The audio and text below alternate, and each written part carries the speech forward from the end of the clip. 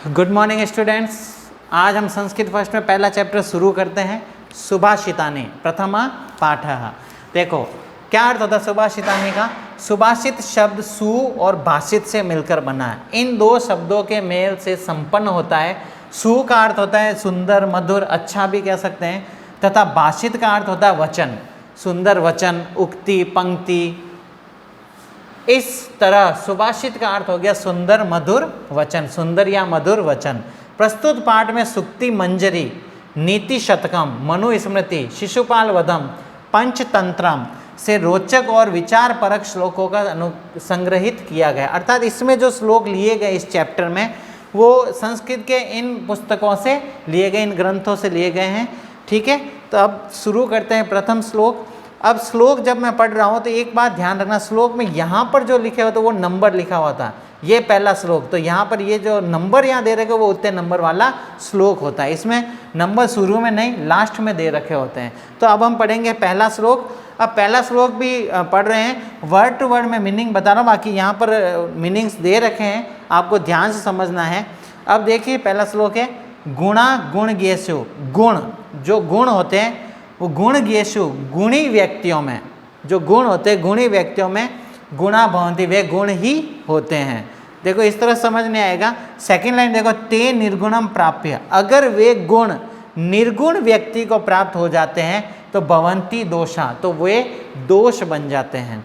तो इन दोनों लाइनों का अर्थ क्या हो गया, जो गुणी व्यक्ति होते हैं उनमें जो गुण होते हैं वो गुण ही कहलाते हैं, लेकिन अगर वे गुण किसी बुरे व्यक्ति में होते हैं तो वो क्या बन जाते हैं, दोष बन जाते हैं।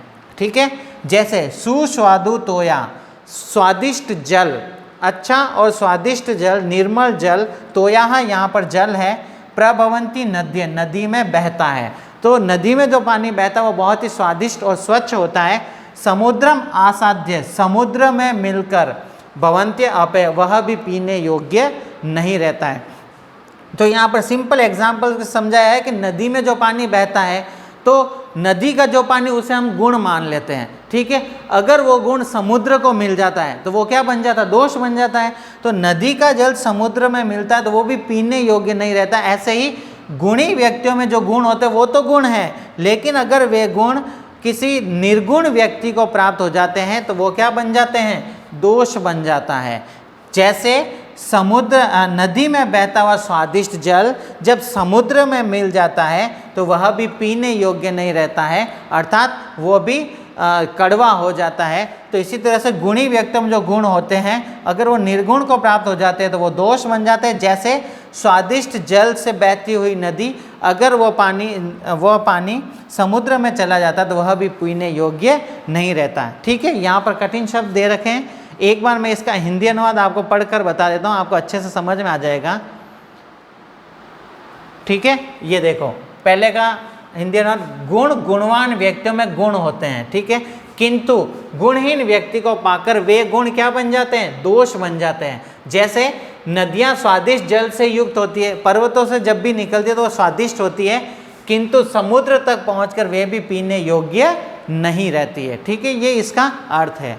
अब बढ़ते सेकंड श्लोक की तरफ। सेकंड श्लोक में बताया है कि मनुष्य में क्या गुण होने चाहिए, कैसे होने चाहिए, और वो नहीं होता है तो वो किस प्रकार से पशु के समान होता है। देखो, साहित्य संगीत कला विहीन, आपको क्या करना है, मैं एक एक वर्ड पढ़ रहा हूँ उसको अंडरलाइन करो, क्योंकि बड़ा वर्ड है तो अलग अलग वर्ड कर देते हैं। साहित्य पहला वर्ड, संगीत दूसरा वर्ड, कला और विहीन। जिसके पास साहित्य नहीं है, साहित्य का मतलब जो बड़ी बड़ी पुस्तकें, अच्छी अच्छी ज्ञान की बातें हैं वो उसने अगर प्राप्त नहीं की है, बड़े बड़े ज्ञान की बातें प्राप्त नहीं की है, संगीत नहीं है अर्थात म्यूजिक का किसी प्रकार का उसके पास कोई नॉलेज नहीं है, संगीत की भी कोई परवाह नहीं है, उसकी भी कोई वैल्यू नहीं रखता है, संगीत कला, और उसके पास किसी प्रकार की कोई कला नहीं है, अर्थात किसी भी प्रकार की कला नहीं होने के तात्पर्य उसके नज़रों में कोई कला कोई मायने नहीं रखती, कोई वैल्यू नहीं रखती।